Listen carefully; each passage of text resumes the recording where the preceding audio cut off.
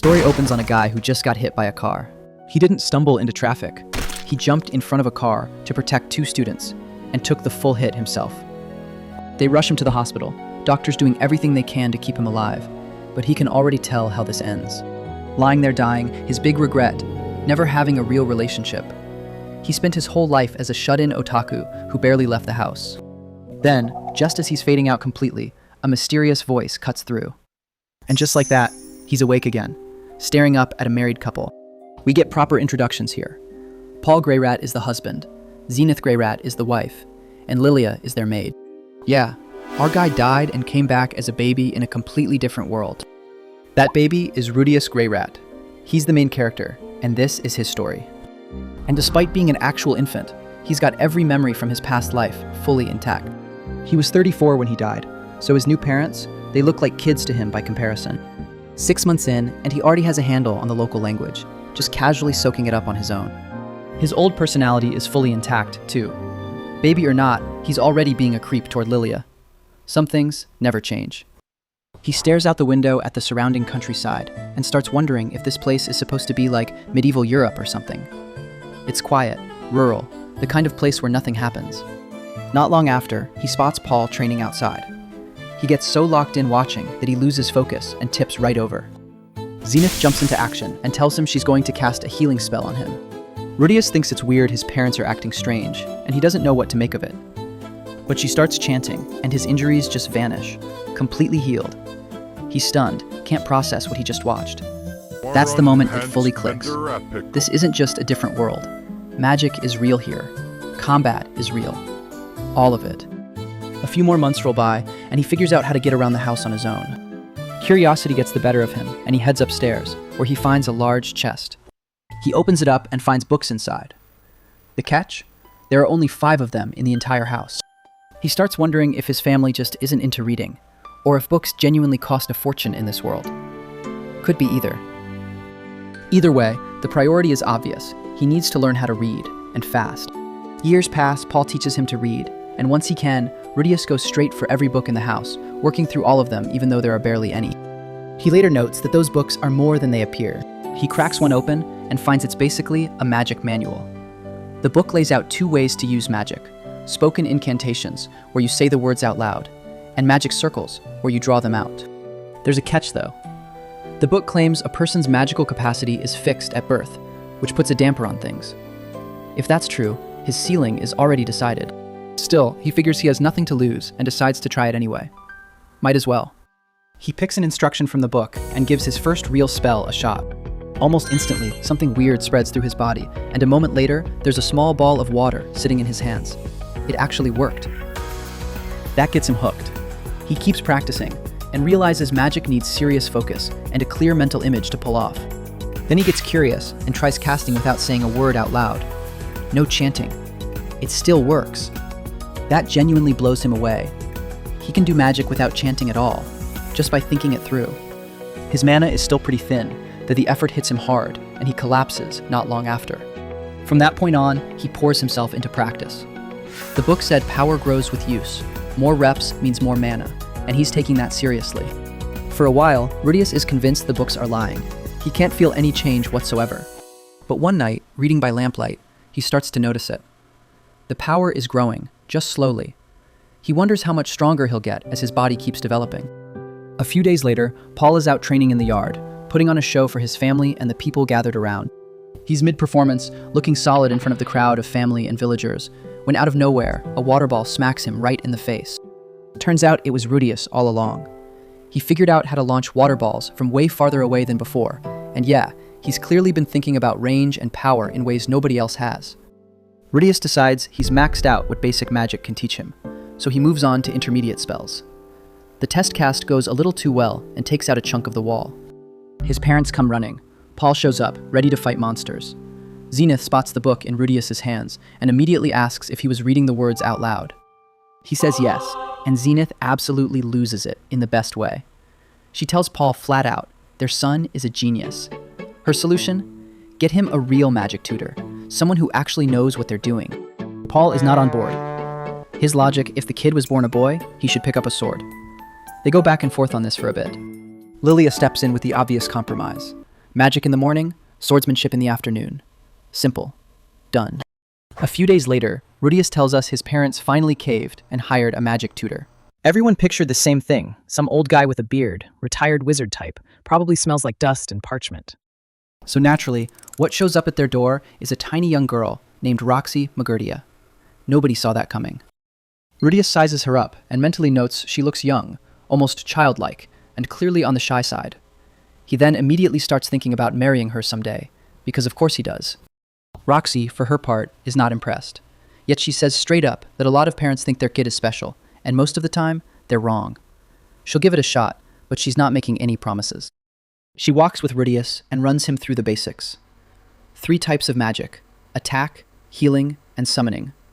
She lays it out cleanly, no fluff. She also breaks down the skill levels, all the way up to sacred rank at the top. Then Roxy tells him it's time for his first real lesson. She's going to show him a spell. She casts it, and it absolutely destroys one of the nearby trees. Clean hit. Impressive form. Rudius mentions, a little nervously, that his mom was kind of attached to that tree.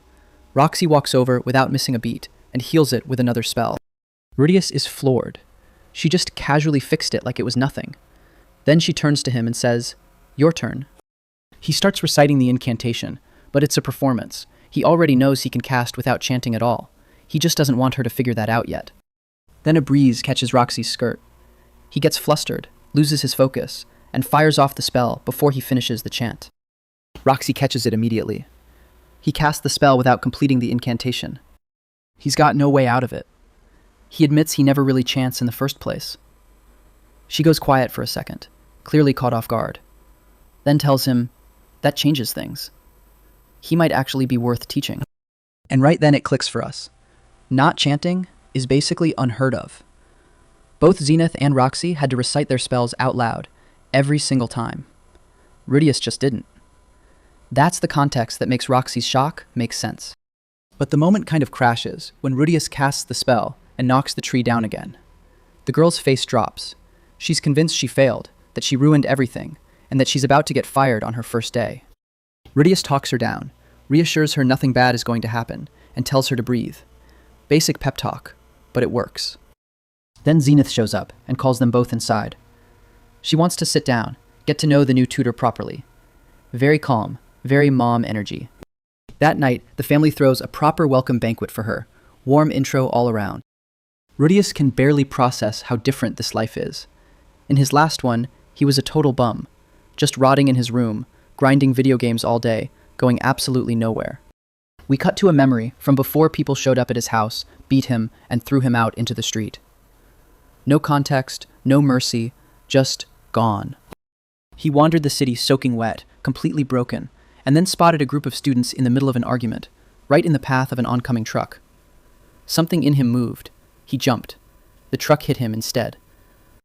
Back in the present, Rudius is out practicing earth-shaping magic when he overhears something from his parents' room. Apparently, a little sister is on the way, because those two cannot keep it together for 5 minutes. His brain immediately goes somewhere it shouldn't. He actually considers sneaking in, just to catch their expressions. Absolute menace. But when he creeps over, he finds Roxy outside their door, doing her own questionable thing. He turns right around, walks back to his room, and decides he has zero regrets about what he just witnessed. 6 months in, and he can't complain Roxy has been a genuinely great teacher. He's running intermediate magic now, with no issues, smooth and clean. She even pushed extra sessions into the evenings. Night classes. The dedication is real. A few days later, we see Roxy sitting with a book on the origins of magic, just reading quietly. Rudius, being exactly who he is, spends a solid moment peeking at her underwear, before he finally sits down and asks something actually useful. Does this world have demons and spirits? Roxy tells him yes. And here's the thing, she's one of them. That's why his parents were visibly on edge when they first met her. It comes down to her hair color. In this world, that's enough to give people pause. From there, she brings up a specific group of demons, called the Supered, and the story behind them is not a light one. She circles back to clarify her own identity as a demon before getting into the full picture. A long time ago, there was a massive conflict between humans and demons called the Laplace War. The Supered were in the thick of it, and they didn't discriminate. Children, women, it didn't matter. The body count they left behind was enough to turn every race against them permanently, and they ended up driven out of the demon continent entirely. The Superd have basically been used as boogeyman fuel since forever. Kids staying up too late. The Superd will come and eat you. Scary bedtime story, except the creature in question is very much real. Roxy also points out they have a gem on their forehead. That's your identifier right there. The one detail that tells you exactly what you're dealing with. So if Ridius ever runs into one, her advice is simple. Don't fight, don't freeze, just run. Roxy offhandedly mentions she doesn't love her hair color, and Ridius, playing ladies' man at 4 years old, tells her he likes it just fine. Roxy's comeback is ice cold. Tell me that again in 10 years, kid. A few months pass, and Ridius tells us his training with Roxy has been going really well. He's 4 now, but Paul still has plenty of notes. There's always more to learn, apparently. One afternoon, Ridius spots a group of kids playing outside and can't bring himself to go over. His past life comes flooding back. Being relentlessly bullied does that to you. Even a second chance at life doesn't erase those scars overnight. Roxy finds him standing there and quietly mentions that back in her homeland, you don't see this kind of lush greenery anywhere. She actually stops to appreciate it. Small window into where she came from. She points out a mountain range in the distance, the Red Dragon Mountains. The name alone tells you that's not a hike you take on a casual weekend. Beyond those mountains, she tells him, is a country called Renoa. And in Renoa sits Renoa Magic University, the best magic school in the world. It accepts every race, no exceptions. As far as places to learn magic go, it doesn't get better than that. If Ridius ever wants to push his magic further, she says that is exactly where he should go. Ridius tells her he doesn't need anyone else. She's the only teacher he wants. She tells him to cut it out, because she already knows he's going to surpass her someday. That's not false modesty. She genuinely means it. A few more months pass, and the whole house is in celebration mode. It's Ridius's 5th birthday. He explains that in this world, birthdays aren't marked every year. You celebrate every 5 years, so this one actually carries some weight. After the celebration winds down, Paul steps up and hands him a sword as his gift. Then comes the speech. Paul goes full dad mode about why knowing how to fight matters and why protecting the people you love is going to fall on him someday. Heavy, but not wrong. Zenith gives him a book, and Ridius absolutely loses it with excitement. It's the exact one he's been wanting. That reaction tells you everything about this kid. Finally, Roxy presents him with a wand fitted with a magical gem, telling him it will push his power even further than it already is. Ridius thanks her and swears he'll guard it with his life. Roxy, clearly proud, points out that in barely any time at all, he's hit 4 times the power of a sword rank mage. Then she drops the news. Tomorrow is his final graduation exam. He's not sure what to make of that. That night we catch him at the window, alone with every bad memory he's been carrying. He admits he wants something to pull him forward, some reason not to sink back into that old misery, and starts wondering whether he can actually make something of this second life. Next morning, Roxy's whole group is assembled and ready to head out for the exam. Except Ridius is absolutely terrified of stepping outside. The trauma hits hard the moment it becomes real. Roxy doesn't give him a choice. She puts him on the horse with her, and they're gone before he can argue. Out in the open, his brain immediately goes to the worst-case scenario. Everyone staring, everyone judging. But the villagers are just normal friendly. Even why? And that's enough to calm him down. Hard to spiral when nobody's giving you a reason to. Eventually they reach a wide open field, and Roxy explains the plan. She's going to cast a sacred level water spell as a demonstration, one time only, so he'd better burn every detail into his memory. She starts the incantation, and the sky above them begins to go dark almost immediately. A massive storm rolls in out of nowhere, and then lightning comes straight down and hits the horse. They're forced to stop on the spot. Roxy heals the horse right away, no hesitation. Then she turns to Ridius and tells him the horse is fine. His turn. So Ridius casts the spell, and he does it cleaner than she did. They talk after, and Roxy tells him straight he's a sacred level magician now, and she has nothing left to teach him. That lands he has absorbed everything she had, every last bit of it. The following morning, early, the whole family is out front to say goodbye to Roxy. Zenith and Paul practically beg her to stay, but she tells them she wants to keep moving, to see more of the world and push her understanding of magic further. She's honest about it too. Ridius has surpassed what she can teach him. Before she goes, Roxy pulls out a necklace from her homeland and admits she wished there had been time for a proper graduation party. He takes it and promises to keep it as his most prized possession. And with that, she turns and walks away. Cut to Lilia finding a pair of Roxy's underwear in his room. Caught red-handed, no defense possible. A few days later, He tells his parents he wants to go outside and play. They practically lose it, because up until now, they genuinely thought something was wrong with him for never leaving the house. Rudius then asks his dad what it takes to carry on the Grey Rat name, and Paul, completely serious-faced, says, 2 girlfriends, bring them both home. He also drops what he clearly considers wisdom. A man's real strength isn't physical, it's in how he treats a woman. After that little chat, Rudius heads out the door for the first time like a normal kid. He hasn't been walking long when he spots a group of kids hassling someone. One look and it's obvious classic bullies, lobbing mud balls. Then one of them picks up a rock, and right as he winds up to throw it, Rudius steps in front of him. The boys try to come at him, but water magic to the face changes their minds fast, and they scatter. The kid they were targeting is wearing a hood. When it shifts enough for Rudius to get a look, his first thought is that this kid is pretty handsome.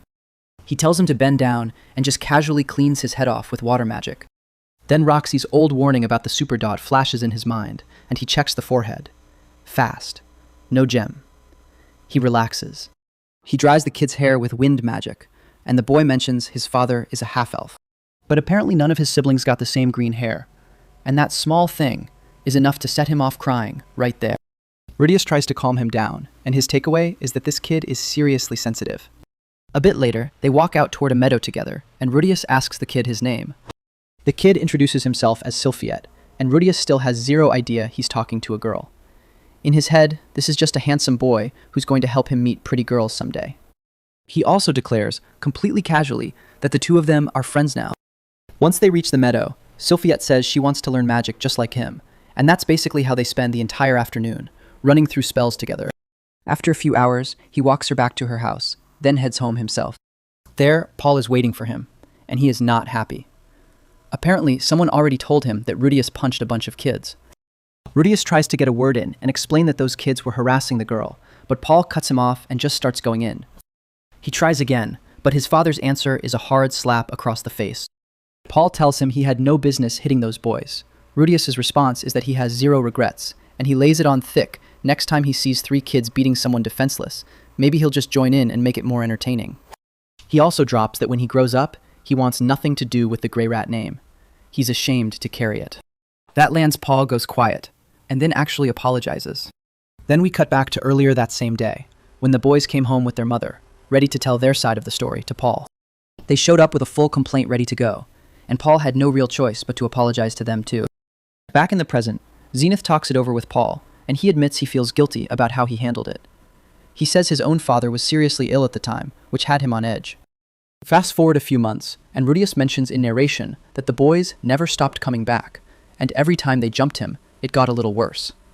His mother ends up marching over to complain again. Later, he eats dirt mid-training and just goes down. Sylphiette shows up, and honestly, she's come a long way. She can run through a solid chunk of the spells he taught her now. She's also got her eye on something more the spell he used earlier. Sylphiette says she wants to learn silent casting, so Rudius breaks it down for her. She gives it a shot, and it works. Both of them are absolutely pumped about it. And keep in mind, Rudius still thinks Sylphiette is a boy this whole time. Then it starts raining, so they both head back to his place. Lilia meets them at the door with towels and lets them know the bath is already drawn. Rudius strips down without a second thought, then tells Sylphiette to do the same so they can bathe together. She is absolutely mortified. Once her shirt comes off, he actually stops and gets confused. Why is she so embarrassed right now? He gets her pants off and lands on the theory that she must be embarrassed because his is small. So he gives up on the last piece of clothing and just tells her to get in as is. Then he turns around. She drops her guard for 1 second, and this man yanks her underwear straight down. Full pervert mode activated. Sylphiette bursts into tears. Rudius, for his part, says he was only expecting to find a small sword, and instead got the full picture. Paul shows up, hauls the girl away, and then father and son end up in the bath together. Rudius apologizes, and Paul, acting surprisingly mature here, tells him that apologizing to her is what he needs to do. So Rudius works up the nerve to talk to Sylphiette. They go downstairs. He is clearly a wreck about it, apologizes, and explains that he genuinely thought she was a boy because of the short hair. That explanation makes her cry all over again. Next day, he and Paul are out training swords, and Rudius is visibly miserable. The friendship is still broken, and he has no idea how to fix it. Paul tells him, women like strength, sure, but they also want to see a guy be vulnerable sometimes. The advice lands, stop pretending you are fine, and just tell her it bothers you that she is avoiding you. Right on cue, Sylphiette walks by, and Paul literally shoves Rudius at her. He panics and starts rambling like an idiot, but then he catches himself and just talks to her normally. That actually works. She listens. She apologizes too, asks him to go back to how things were, and just like that, they make up. A few months later, the whole family is in great spirits. Zenith is pregnant again, and the mood in the house is genuinely warm. Then, right in the middle of lunch, Lilia just casually drops a bomb on the whole table. She's pregnant too. Every head swings toward Paul. He admits it might be his. Zenith doesn't say a word. She just stands up and hits him. Deserved. That night, Zenith and Lilia sit down and actually talk. Zenith cuts straight to it. What are you going to do? Lilia, clearly embarrassed, says her plan is to help with the birth and then head back to her homeland. Problem is, that trip is about a month long, and winter is already closing in fast. Rudius is watching from the side, and it clicks. If Lilia faints out in that cold, she could lose the baby. This isn't just awkward family drama anymore. Zenith is stuck. She knows what Lilia did, but Lilia has basically been family for years. She was there through everything, helped raise Rudius, knows the household inside out. Cutting her loose would be simple if Zenith didn't actually care about her. Rudius remembers something Lilia kept her mouth shut about the whole Roxy's underwear incident. She covered for him. This is his shot to pay that back. He steps in and shifts the blame squarely onto Paul, making sure Lilia doesn't take the fall for a mess Paul started. Then he works on Zenith directly, telling her he doesn't want to lose Lilia and that he wants to know his future sibling. Zenith caves. She tells Lilia she can stay. As far as she's concerned, Lilia is part of the Grey Rat family now. Lilia bursts into tears. Happy ones. Zenith, meanwhile, gives Paul the look every married man dreads. We're having a talk later. A few months pass. Winter rolls in. Paul and Rudius are out doing sword training, while Lilia watches from the side. Then we get a peek at Lilia's internal monologue. She admits it. She was the one who pursued Paul, not the other way around. And she's honest that she never had a great impression of Rudius either, thinking he was a little creep from day one. But he surprised her. He turned out decent, and he literally saved her. She figures she owes him, and she's committed to spending the rest of her life making it right. Fast forward a few more months, and both babies have arrived. 2 girls, Aisha and Norn. Now both Zenith and Lilia are raising daughters at the same time, under the same roof. Wild household. Rudius watches all of this, and tells Sylphiet he's going to marry her, and that he'll be a good big brother to both of them. Things between Rudius and Lilia shift after that. They actually start spending real time together, and the tension between them fades. A few days later, they're back at training. Rudius watches Paul and thinks, yeah, he's a scumbag. But the man can fight. That's worth something. Then Rudius tries to slip some magic into the sparring. Paul shuts it down instantly and tells him he hopes he'll grow up to be like him. Rudius shoots that down fast, though. He says he would never cheat on his future wife, and the conversation shifts. Paul tells him he has noticed how close he has been getting to Sylphiet, and that he thinks she is pretty cute. Paul then pivots and says Rudius should skip school entirely. He can already read and write, so what is the point? He adds that schools are packed with rich kids, which Rudius does not need, and then delivers the real gut punch. There are not nearly as many girls there as Rudius is imagining. That lands hard. He was clearly picturing some kind of romantic academy, and the fantasy just collapsed. A few hours later, the two of them are sitting under a tree, just talking. Rudius tells Sylphiet he feels like he is going nowhere. Magic, swordsmanship, neither one is moving fast enough for him. So he has been thinking about leaving. That is all it takes for Sylphiet to throw herself at him. She starts crying hard and begs him not to leave her behind. He calms her down and promises he is not going anywhere, though in his head, his reasoning is a little less noble.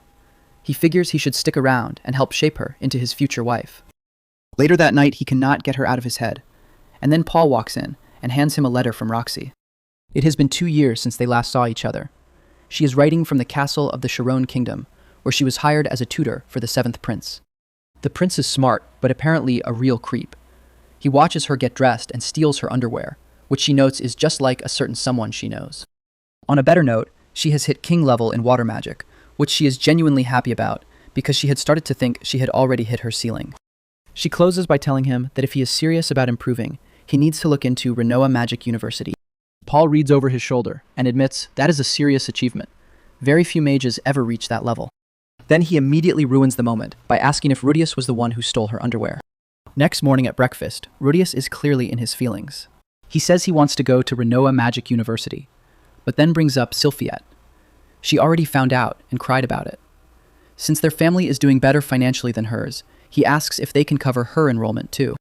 Paul says no, and he has 2 reasons for it. The first is that Rudius only just started learning swordsmanship. Smart kid, sure, but still way too young.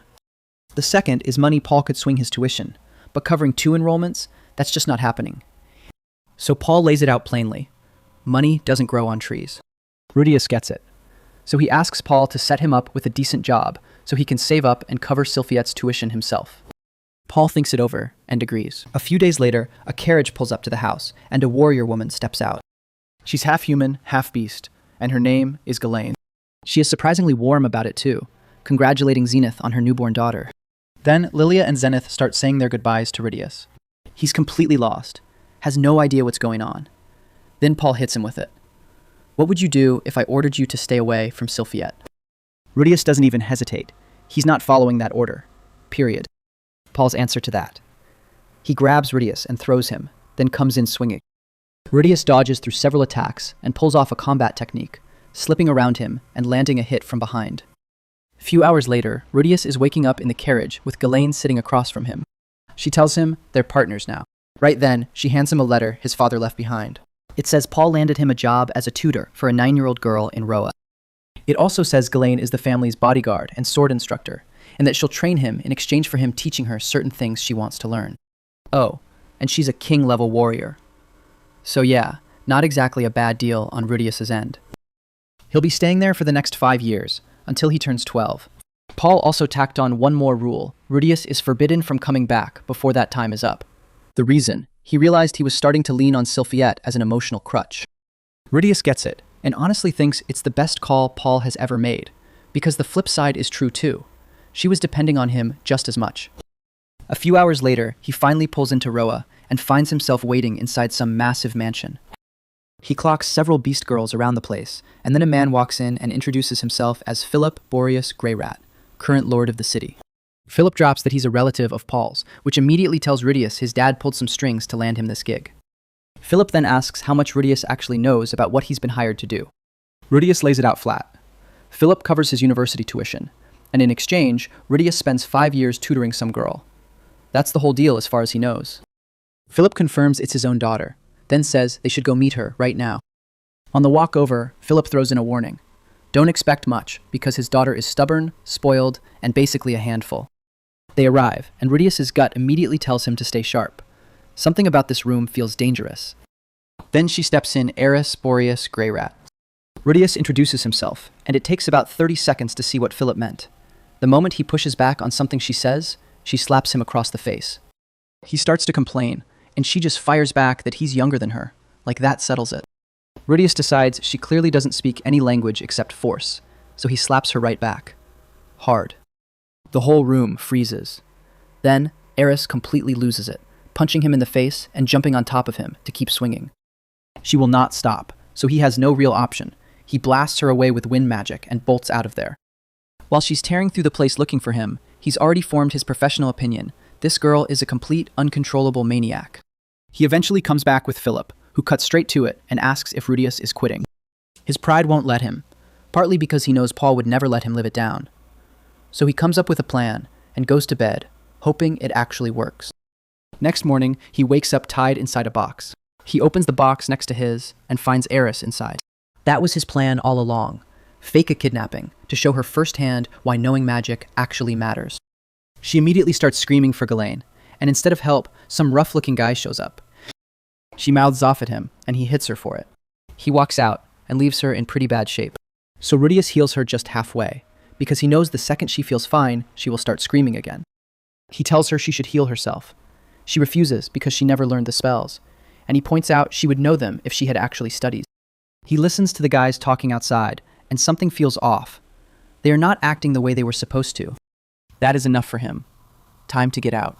He uses earth magic to rip out the bars in the wall and tells Eris flat out that he is leaving because staying means they both die. She begs him to take her with him, and he says no unless she drops the violence and the attitude she always falls back on. He also throws up earth spikes to block the door and buy them a few extra seconds. When the men are almost through, he gives her the deal promise to stop screaming and stop throwing fists, and he will help her escape. She thinks about it for a moment, then agrees. The men bust in and find the room empty. Cut to an alley where Rudius is patching Eris up. She immediately breaks her promise, gets angry, and starts yelling at him anyway. He tells her fine, if she will not listen, she can stay here on her own. Then she hears the men getting closer, and suddenly she is very motivated to follow him. She promises, again, that she will behave. They make it to a carriage station, and since Eris cannot read the signs, Rudius takes the moment to drive home why studying actually matters. Shortly after, they climb into a carriage together, and just before the city comes into view, a group of men on horseback passes them by. They finally make it back to Roa, and Rudius spots one of Philip's men in the crowd. The relief barely has time to settle before someone snatches Eris right out from under him. He bolts after them immediately and cuts them off using earth magic. The men clock his talent fast and make him an offer. Join them and walk away with a pile of gold coins. He actually pauses on it for a few seconds, because that kind of money could cover both his and Eris's university tuition.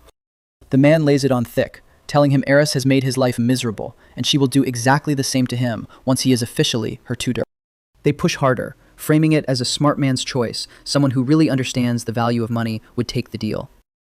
Rudius, operating with a full adult brain in a kid's body, sees right through it. There are things that matter more than money. He even admits he never had to think about money before, because his past life was a decade plus of shutting himself in, doing nothing but watching shows and grinding video games. So he conjures a fireball, merges it with ice, and sends it up into the sky like a makeshift fireworks display. Then he sprints toward where they are holding Eris, firing off a volley of earth magic spears. One of them connects, the men flinch, and Eris breaks free. He grabs her and runs, but one of the men hurls his sword after them. Time stretches as the blade closes in. Rudius remembers Paul specifically warning him about this technique. Then, the sword just shatters, and Ghislaine is standing there. One fluid movement, side to side, and two men go down instantly. One of them drops headless, right at his feet. Rudius freezes. He has never seen anything that brutal up close before. He pulls himself together, and Ghislaine explains she came because she spotted an explosion in the sky, meaning the fireball he fired off actually worked as a distress signal. And that man who was hovering near Philip the whole time? Still around. They head back to the mansion not long after, where Philip is already waiting. Ghislaine delivers the man to Philip directly, and names him as the traitor. Eris proudly announces that their deal only lasted until they got back home, which immediately sends Rudius into panic mode about dying a second time. Just as he starts shuffling away with his tail between his legs, Eris tells him he can stick around and keep working. And yeah, he goes from miserable to thrilled in about half a second. Next day, he sits down with Philip to debrief, and Rudius asks what Philip actually knows about why Eris got kidnapped in the first place. What he still can't figure out is why they were targeting him specifically. Philip explains it comes down partly to his Grey Rat bloodline, which immediately makes Rudius wonder if he should just cut ties with the whole family for everyone's safety. The conversation gets cut short when a woman named Hilda Boreas walks in. She's Eris's mother, and she is stone cold. Not a single word to Rudius, just that stare. Then another man enters, and this guy has serious presence.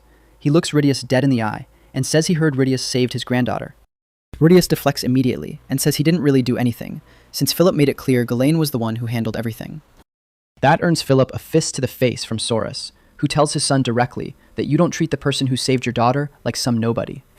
One punch in, and it's obvious, Sorcerer is basically just an older, male version of Eris.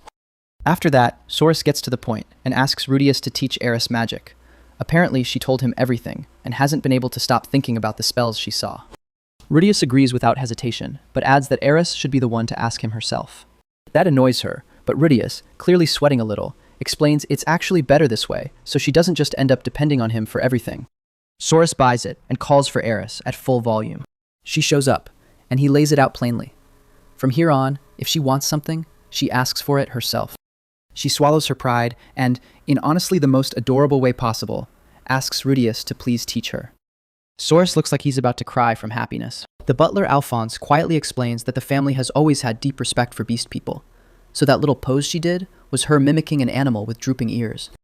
Time passes, and we get a training montage with Eris, Rudius, and Ghislaine, all putting in the work together. She pulls off her first fire spell, and honestly, he can't help feeling proud watching it click for her. On top of that, he's been spending his downtime sculpting little figures with his magic, because of course he has. A few days in, he's walking Ghislaine through basic math when Eris, buzzing off her new magic, accidentally sets her bed on fire. He panics, douses it with water, and suddenly the lesson is over. She bolts, and now he has to go chase her down. Hunting through the estate, he reflects that it's been a month of this. Reading and writing especially. She has a talent for simply disappearing the moment things get difficult. He eventually finds her passed out in the stables, and being the pervert he is, he takes a closer look at exactly the wrong moment, because she wakes up right then. Eris proceeds to beat the hell out of him, then walks off, looking completely satisfied with herself. Rudius drags himself to Ghislaine in genuine desperation. There is no talking Eris into studying through normal means. Next day, the three of them are at the table, and out of nowhere, Ghislaine just starts telling a story. She talks about her time with the Black Wolf Fangs, a 6-person crew she rode with. She never bothered learning numbers, because the others handled all the money and supplies. He clocks the girls leaning in, both hooked on the right. So he nudges Ghislaine and asks whether that ever got her into trouble on the math side of things. Total setup. He is absolutely playing Eris right now. Ghislaine says after Paul and Zenith married, she went back to traveling alone, and she had no idea how to handle money. It went badly. Like eating monster waste out of desperation badly, followed by days of diarrhea. She could not afford food or water because she could not count her own coins. So she looks Eris dead in the eye and tells her, study. And it works. Eris turns to Rudius and tells him to keep going with the next lesson. That afternoon, swordsmanship practice, and the gap has closed fast. Eris is landing real hits on him now. She celebrates, but Ghislaine cuts through it fast. She has years on both of them, so don't get too excited yet. A few words from Ghislaine, and they're back at it. No argument. By night, he is completely wrecked. Then, he spots the little figure Sylphiette made him, and something about it resets him. 5 more years of this. He can do that. After a few days, Eris starts cracking under the pressure. Turns out, he hasn't given her a single day off, so she decides today is a market day, whether he likes it or not. On the walk over, Rudius tells her she looks pretty. Eris, being Eris, responds by hitting him. They reach the market and Eris immediately lights up, darting between stalls like a kid at a festival. Suddenly, a merchant pulls Rudius aside and pitches him on a very special item from the Asura Palace, a medicine that apparently makes whoever takes it completely unable to stop having intercourse. Yeah, the guy is straight up selling him an aphrodisiac. The girls materialize behind him out of nowhere, and Rudius immediately goes stone-faced and says he was just checking prices. He tries to salvage the situation by turning it into a math lesson, asking them to work out the costs. Ghislaine is the only one who gets it right. But Eris's pride is a fragile thing, so Rudius praises her anyway, even though her answer is completely wrong. A bit later, the three of them are browsing the bookstalls. The prices are brutal. He crunches the numbers and ends up handing over 7 gold coins. Eris tells him to just take 1, since she'll cover the rest with her grandfather's money. Rudius shuts that down immediately. Spending money that isn't yours is not a habit he's letting her build. He breaks it down for her. He and Ghislaine each earn 2 gold coins a month. If she wants to buy things like this, she should have her own money to do it with. So Rudius offers to go talk to her grandfather and set her up with a proper allowance. A few hours later, they're heading back when Rudius spots something massive hanging in the sky above the city. Ghislaine tells him that's the famous floating fortress of Perugius, the armored dragon king. Eris jumps in and adds that he's one of the 3 heroes who took down the demon god Laplace. Rudius doesn't know who Laplace is, so Ghislaine explains a demon who once tried to wipe out humanity entirely. He nods along and admits he'd already heard that story actually. His parents used to read it to him as a kid. He just always figured it was folklore, the same kind of bedtime legends he grew up with in his previous life. Ghislaine mentions the place has been floating for 400 years, and Rudius quietly thinks he'd love to see it for himself someday. A few days pass. The girls are buried in their studies, and Rudius notices that since Eris has a day off, she is actually bearable to be around. Then, out of nowhere, Eris hands him the aphrodisiac he'd been eyeing and asks what it's even for. Turns out it's a gift from her. She bought it specifically for him, completely clueless about what it does. Rudius immediately starts sweating, and Ghislaine chimes in that her parents started giving her an allowance thanks to him, so Eris used that money to buy a great perfect. He tries to steer the conversation somewhere else. It does not work. Then he drops it, panics, and tries to bolt, but both girls tackle him and start tickling him until he spills the truth. He is not having a good time. A few weeks go by. Training carries on, magic lessons keep stacking up, and life settles into a rhythm. Then, Rudius finally finishes something he's been quietly working on, a figure of Roxy, sculpted by hand. He went all out on the detail. All of it, including the underwear. Of course he did. He gets interrupted by a woman who introduces herself as Enna. She sits down and gets straight to the point. In a few months, there's a noble party for Eris's birthday, and the centerpiece is supposed to be her dance. Anna needs help making that happen. Eris is still learning, and Anna needs someone who can actually get through to her. Rudius agrees without hesitation. If it helps Eris, he's in. Next day, he's in the mansion's library with Philip. Philip pulls out a book, written by the beast god himself. Rudius has no idea what he's looking at, and Philip explains that's exactly how he managed to recruit Ghislaine in the first place. Rudius mentions he likes her ears, and Philip nods, like that's a perfectly normal thing to bond over, adding that he finds the ears and tails equally adorable. They're genuinely kindred spirits. Philip then gives Rudius open access to the entire library. Rudius immediately grabs the beast language book, because of course he wants to learn another language. A few hours later, he's writing a letter to Roxy, laying out everything he's planning to do with his life.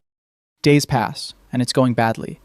Demon tongue and beast language are brutally hard, and Rudius is not hiding his frustration well. Right then, he hears a noise outside his room, and figures out it's Eris, who bolted from her dance practice with Anna. Anna begs him to drag her back, because if Eris skips out, the whole family is going to look ridiculous at her 10th birthday party. He agrees to give it a shot. He finds Eris and tries to talk her into going back, but she's not having it.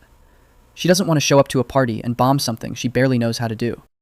That hits him differently, because in his past life, he sat out basically everything that scared him, and he knows exactly how that story ends. She throws back that she wants to be like him since he's good at everything, and he actually pushes back on that, telling her that languages are genuinely killing him right now. But that's kind of the point, he says. The harder something is, the more satisfying it is to actually get it. That lands. She goes quiet for a second, then basically tells him to stop talking and take her to practice already. Cut to them on the dance floor together, and she is an absolute disaster. She somehow flings him straight into the wall. He's already mentally praying for a miracle. Over the next few days, he keeps grinding away at languages with Ghislaine, and quietly sells that Roxy figure to a passing merchant. Slowly but surely, Eris starts getting the hang of dancing. And weirdly, the better she gets at it, the less she's trying to destroy everything around her. The languages, though, still brutal. Then a package shows up and interrupts the whole routine. Inside is a scroll, a reply from Roxy herself. She figured out he was struggling with the demon language, and actually sat down and made him a handmade guide from scratch. She also casually mentions that the creepy prince she's tutoring bought a figure that looks suspiciously like her. Rudius absolutely loses it. He never expected that figure to travel all the way to the Sharon kingdom.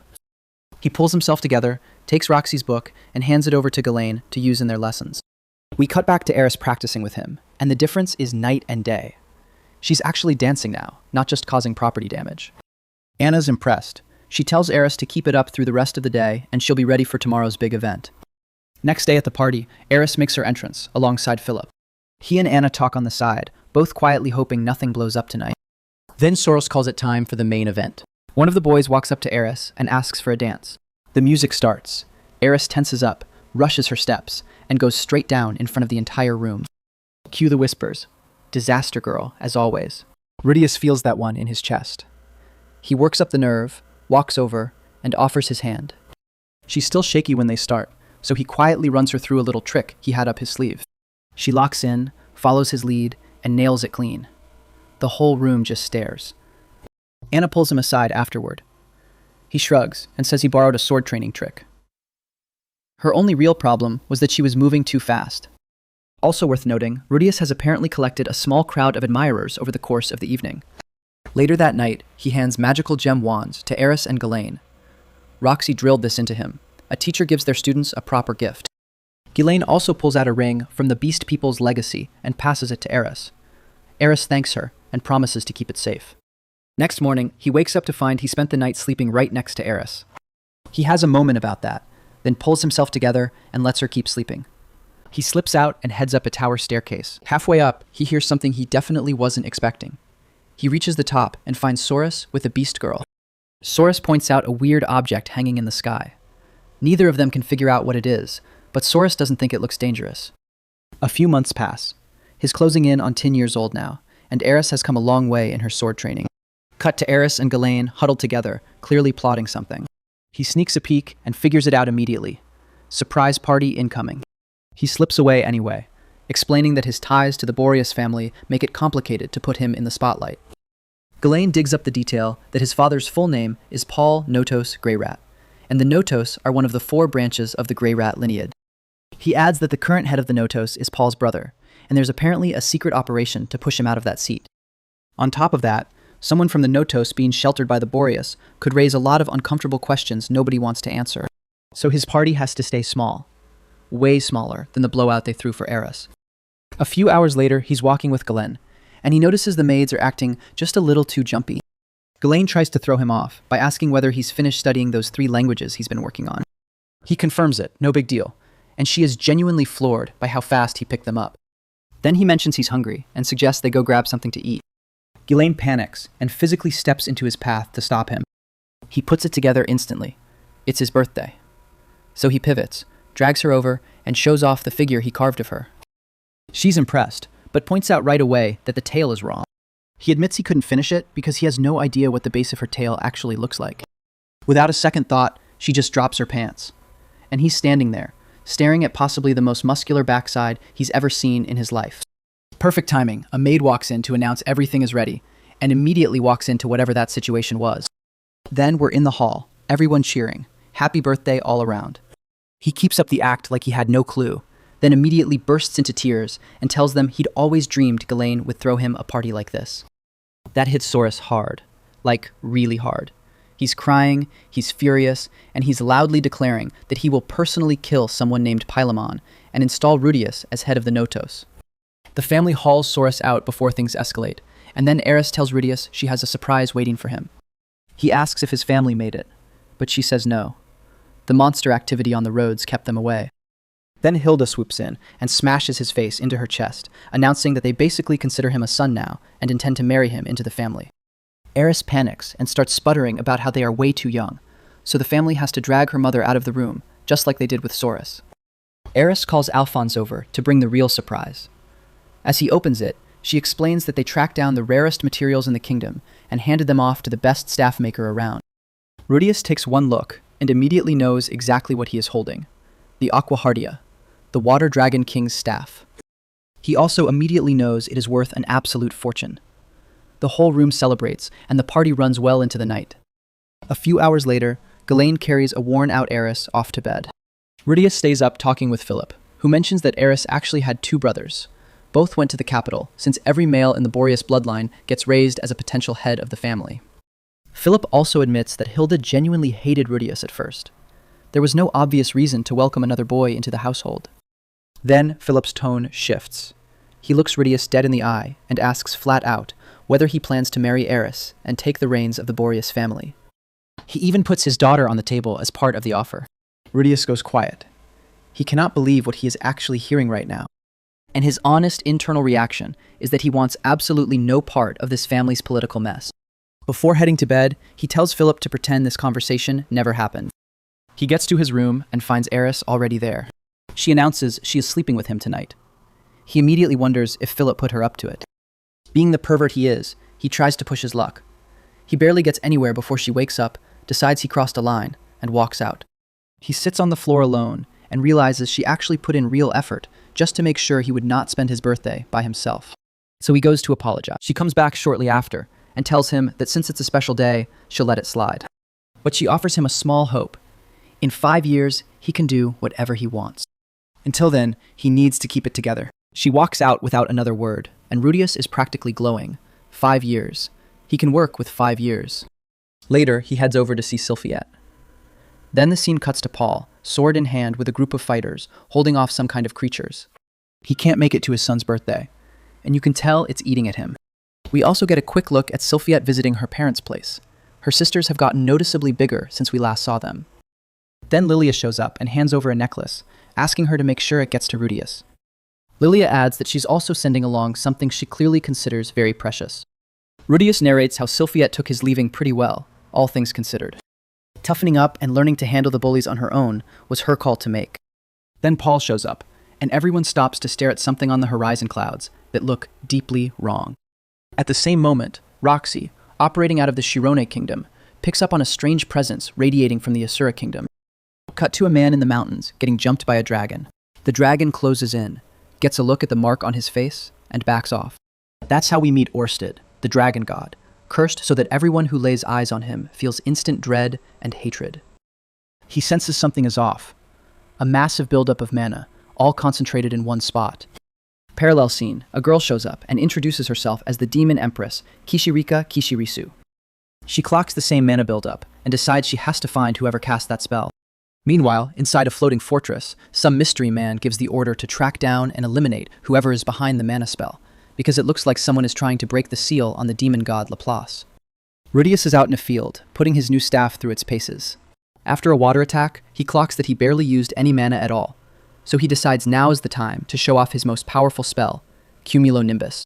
He starts pulling in mana, and the weird floating sphere in the sky responds by cracking open multiple mana portals. It's not him doing it, and Ghislaine doesn't wait around to figure out what is. She tells him they need to get back to Roa, now.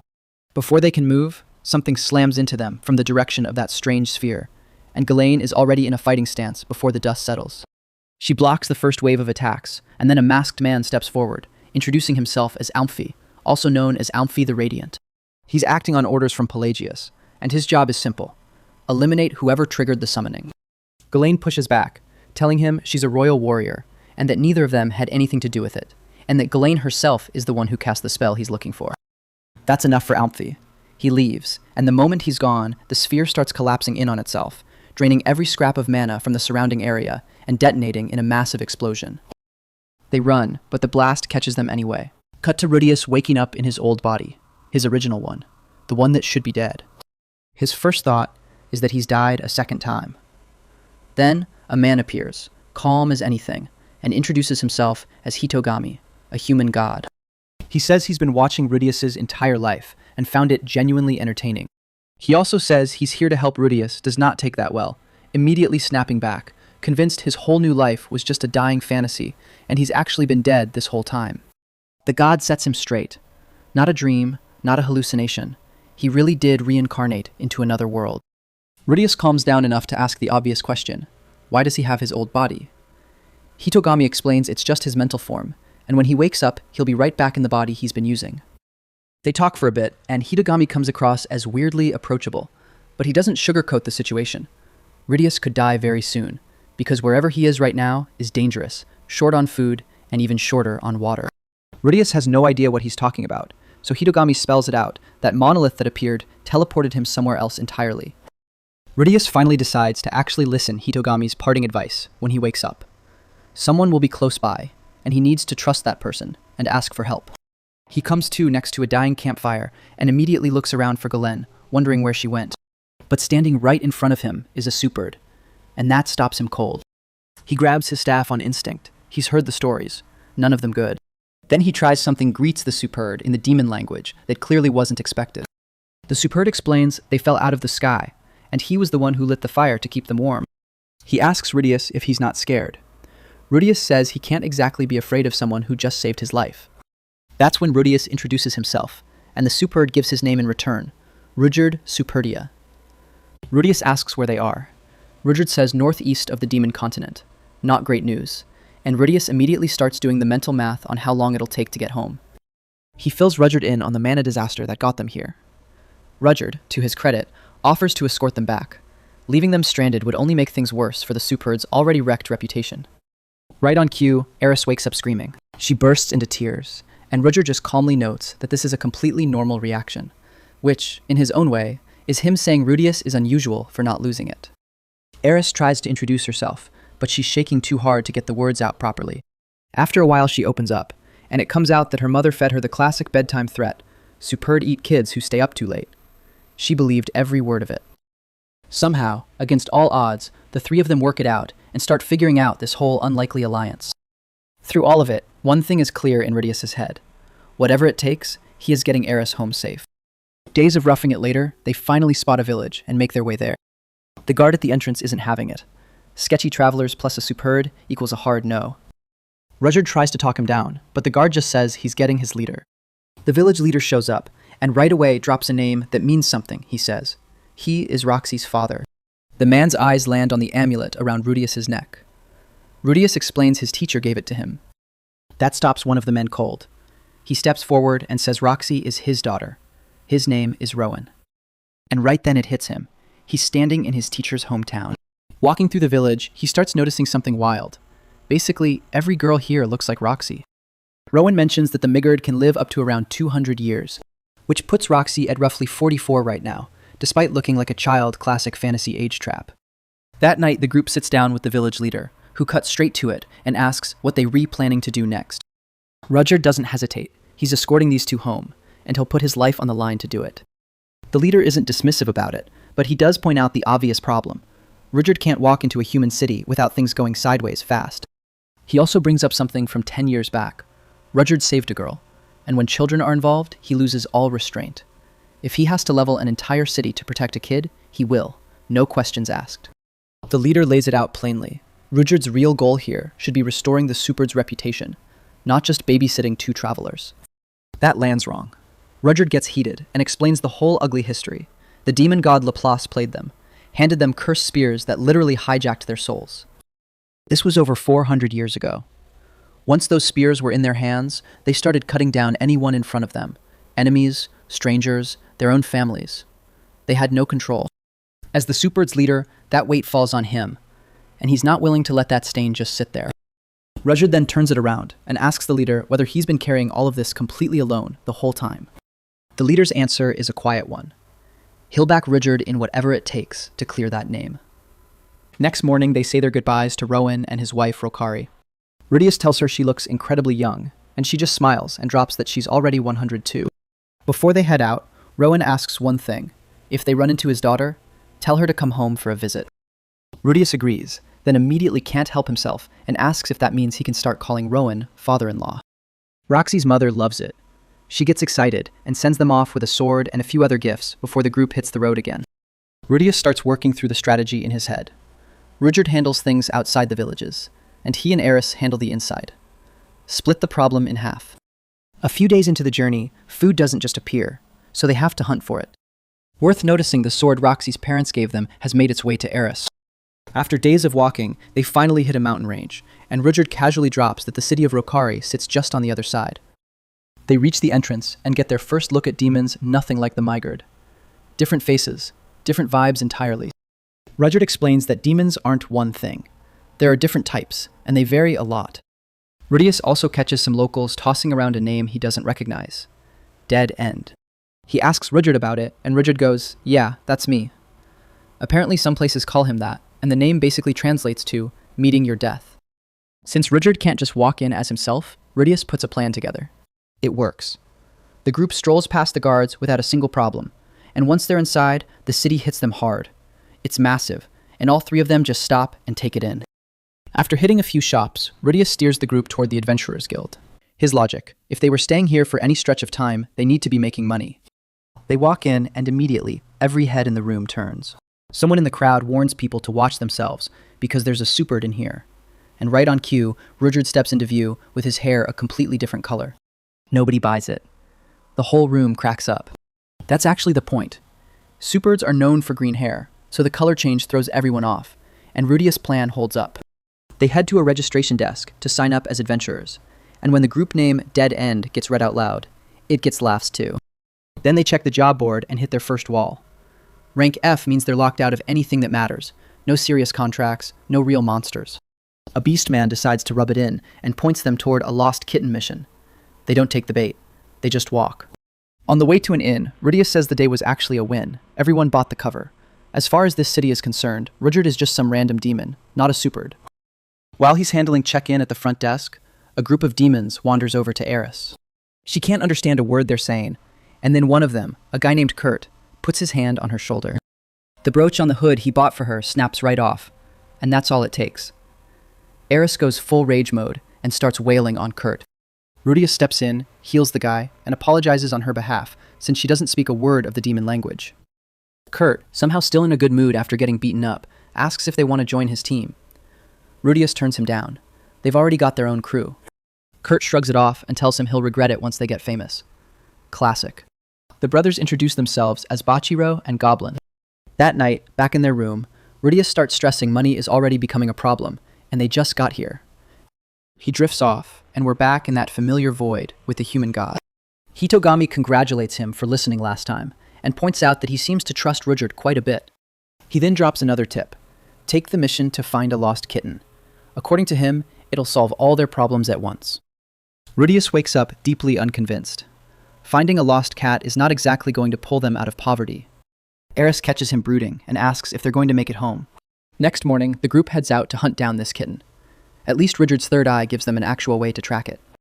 They follow the trail to a cave, and the smell hits them before they even get inside. They push through and find out fast, no kitten, it's a massive panther in there, plus a bunch of other animals. Before they can figure out what to do, they sense people closing in. A group of beastmen show up and start roughing up the animals. These guys are poachers, stealing creatures to cash in on them later. The group steps out and shuts it down fast. One of the men takes a swing at Rudius and connects. That is a mistake. Rudyard sees it and takes the man's head off on the spot. Rudius rounds on him immediately. Killing people is exactly what wrecks the Superb's reputation, and he needs Rudyard to understand that. He'll handle this himself. No more deaths. The men come clean, they steal creatures, then find them and collect the reward money. Classic scam. Rudyard wants to kill them on the spot, so Rudius steps between them and asks what rank they are. Rank D, they say. Rudius thinks it over for a second, then invites them to join the group. Rudyard loses it. He is not working alongside kidnappers. Full stop. Rudius talks him down and lays out the logic. Rank D adventurers can take rank D missions, which means better pay, and they can use that to stack money fast. Rudyard hates it, but he has no argument, so he lets it go. Cut to outside the guild. The beastmen walk out to meet them. One of them confirms he got their group rank bumped up to C, just like Rudius asked. The beastmen take a rank B mission tomorrow. Rudius takes a rank F mission. They swap, and the money piles up in a hurry. He makes one thing clear before walking away. Keep pushing the dead-end name, or there will be consequences. Then a beastman named Nokopara shows up. He clocks the situation and asks if those guys are giving the newcomers trouble. Nobody says a word, so he takes that as a no and heads off. Scene change. We are back in the Asura kingdom now. Roxy has come looking for Rudius, but what she finds is a building full of wounded people and a wall covered in missing persons notices. She scans the list and breathes easy when she does not see his name or his family's on it. Time skip. Over the next few weeks, the group grinds through mission after mission. Next morning, they pick up a job to hunt a monster out in the petrified forest. Rudius figures if they can take this thing down, they are set financially for a good long while. They get there and find Kurt's group already on site, immediately giving them grief. The other adventurers say kids like them have no business claiming the reward, so it's a race now. Whoever kills the monster first keeps the money. Kurt's group runs off, and Rudyard says they should go help them. Rudius hesitates, then decides they'll follow, but only step in if things get really bad. Sure enough, they spot a massive anaconda, plus a whole pack of monsters closing in around Kurt's group. Rudyard says they need to move right now, but Rudius pushes back. His thinking, wait until they're on the edge, let them feel the weight of it, then swoop in at the last second with healing magic if it comes to that. That plan falls apart immediately. Right in front of him, one of Kurt's companions gets cut in half. Kurt and Eris don't wait around. They dive in and put the creatures down. Rudius stares at the body, and it hits him all at once. This is on him. He held them back. Rudyard loses it and slams him against a wall. Kurt steps in and talks Rudyard down, telling him his companion's death isn't on anyone else. They knew the risks going in. Then Kurt goes further and says flat out that without Rudius's group, all three of them would be dead right now. Kurt and his surviving companion say their goodbyes. And then, out of nowhere, the group hears the sound of fighting nearby. They follow it and find a scene of total carnage. Adventurers down everywhere, and a massive red-hooded cobra coiled in the middle of it. Even Rudyard admits he didn't expect to run into something like this out here. They pile in together, and Rudius throws a heavy fire spell that finishes it. But it doesn't feel like a win. Every single knight was already dead before they got there. They head back to the guild and find Nokopara waiting for them. He lays it out he's been asking around about what they've been up to, and he's ready to pull their licenses over it. So Rudius buys him off, handing over half of everything they've earned over the entire month. Rudius is frustrated. Since the moment they hit this city, nothing has gone right. But while he works through it mentally, he makes one thing clear. Whatever it takes, he will protect Eris, even if that means turning on Rudyard and burning the whole city down. Right on cue, the sky starts going dark, his anger practically bleeding into the atmosphere. Rudyard clocks it and acts fast, dumping water over his own head until the dye washes out and his real appearance is exposed. Nokopara puts two and two together, screams that he's a Superb, and the entire crowd scatters like someone pulled a fire alarm. Rudyard walks up to him, grabs him by the throat, and gets very specific about what happens next. He lays it out clean. They're leaving the city, and if their licenses are suspended by the time they reach the next one, he will come back personally and finish the job. Then he jumps out and disappears. And that's that. Kurt and his buddy are visibly shaking, but Richard reminds them they're only alive because of him, so they fold immediately and take back everything they said. A little later, Eris and Rudius head out to track Richard down. When they find him, Rudius is the first to apologize. He admits he'd been so caught up chasing money and reputation that he lost sight of what actually mattered. Richard pushes back and owns it himself. He says it was his failure for not seeing how much Rudius actually cared about them. What changed his mind was watching Rudius lose it and be genuinely ready to kill Nokopara. That wasn't performance. He says anyone willing to put themselves on the line like that for Eris is a real warrior, no question. They laugh it off, shake hands, and that's the three of them back on solid ground. Next morning, Rudius catches up with Richard and notices the man is completely bald. Turns out, Richard shaved it himself. He knows the green hair is the first thing people recognize and fear. He also sticks something over the gem on his forehead to cover it up, rounding out the disguise and letting him actually walk around without causing a scene. Several months pass, and the group rolls into a big coastal city lined with shops right off the beach. And across the way, Richard spots someone arriving at the same port, Roxy, alongside another woman named Elinalise. They end up at the same port, but nobody spots each other. Rudius is too far ahead, and the others don't even glance his way. The group tracks down a shipowner to book passage across the ocean. Problem is, Richard is a superherd. The moment the owner clocks that, the price jumps to something absurd. They head back to eat and figure out their next move. Earning enough to cover all of them is going to take a while, so they settle in and start planning to stick around. That night, Rudius drifts off and ends up back in the Hitogami dream. A year has passed since they last spoke, and the god casually mentions that the previous advice stirred up trouble, specifically the whole kidnapped pets situation. New advice this time. Buy something from a street vendor, then walk into a dark alley. Rudius asks what's actually waiting for him down there. Hitogami just smiles and says it's a surprise. Classic. Next morning, Rudyard and Eris are out on the beach grinding through training. They cut it short when Rudyard picks up on someone nearby. His senses don't miss much. It's Roxy. She was watching from the shadows, and the second she spotted, she decides to just leave smooth. They get back to it, and Eris is absolutely thrilled when she finally lands a clean hit on Rudyard. Meanwhile, Rudius follows the tip, grabs some street food, then turns down a dark alley. Being Rudius, he hears some very audible company coming from somewhere nearby and just keeps walking with a big, dumb grin. Right at that moment, Roxy is rushing down the same street behind him and doesn't even know he's there. A little further in, he finds someone slumped over, begging for food. Then, a girl's voice cuts through, announcing that after 300 years, she has finally returned. The declaration is immediately followed by her admitting she's starving and really does not want to die right now. Rudius puts two and two together. This has Hitogami's fingerprints all over it. He hands over the food, and she introduces herself as Kishirika Kishirasu. The name means nothing to him. She sounds completely unhinged, probably just a lonely person who's lost it. He's got nowhere to be, so he plays along, kneels down, and welcomes the great demon empress back to the world like it's the most natural thing. She thanks him for saving her life, and tells him she'll grant him a wish. So he plays it cool, and swings for the fences, mountains of gold, half the world under his heel. She can't exactly deliver on that, so she offers the next best thing herself. Kishirika side-eyes him, and calls him out for being pretty perverted for a kid his age, then just starts undressing anyway. He's absolutely on board, until she stops cold, explains she's saving herself for marriage. Classic. He pivots and asks what else she's got. She thinks for a second, and lands on one of her demon eyes. She doesn't give him a second to process it. She just leaps at him and shoves a demon eye right in. His vision immediately splits in two, and she's already gone before he can say a word. Just like that, he walks away with the eye of foresight. Out in the market, he's already struggling. Someone has to tell him to watch where he's going, because adjusting to an extra eye is not a smooth process. He starts tracking the people around him, and clocks that someone above is about to drop a jar on his head. He shoves the person clear before it lands. A woman up top apologizes. Jar crisis averted. And that's when it clicks he can see 1 full second into the future. He heads straight back to the inn and gives the group the full rundown. Rudyard says he's never laid eyes on the Empress himself, but the legend is well known. She supposedly carries 12 demon eyes, and between them, she can see just about everything.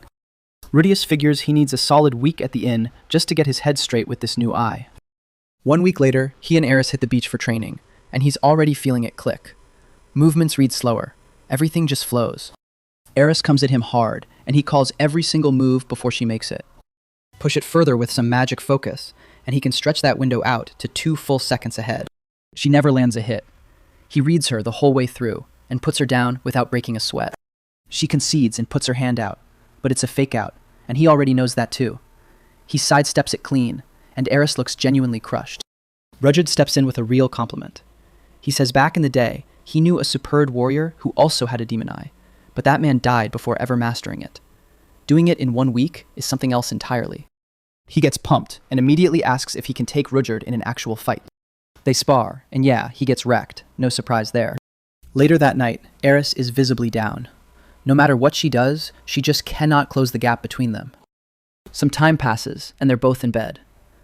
Rudius lies there, realizing he really should not have let himself feel good about beating her. He also starts thinking they shouldn't even be out here training. They need to get Eris home. Later that night, he slips out quietly, but Rudyard catches him before he gets anywhere. Rudius comes clean he's planning to sell the staff Eris gave him. Rudyard does not take that well. He lays into him, pointing out that he is already busting his back to get them across the sea, even with the inflated prices they're being charged. He tells Rudius to stop trying to carry everything himself and just let people help him for once. Rudius pushes back and says he has no other option, but Rudyard fires back that his own pride would never let him sell something that valuable. Then he hits him with the real question.